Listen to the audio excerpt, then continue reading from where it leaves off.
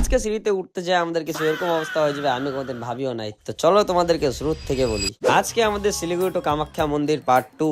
তো স্টেশনে নামে সবার আগে চলে আসি আমরা আমাদের হোটেলে। আর হোটেলে বেশি টাইম ওয়েস্ট না করে আমরা জলদি বেড়ে যাই, কেন কি আমাদেরকে জলদি যেতে হবে, নাহলে ভিড় অনেক বেশি হয়ে যাবে। তো আমরা সবাই খালি পায়ে হয়ে চলে আসি অন্নপূর্ণ হোটেলে খাইতে, কেন কি পন্টল বাজারে সবচেয়ে কম টাকায় ভালো খাবার এখানেই পাওয়া যায়। আর আমি তো আরামসে আমার খাবার খাচ্ছিলাম, কিন্তু তখনই আমার নজর এদের উপরে চলে যায়।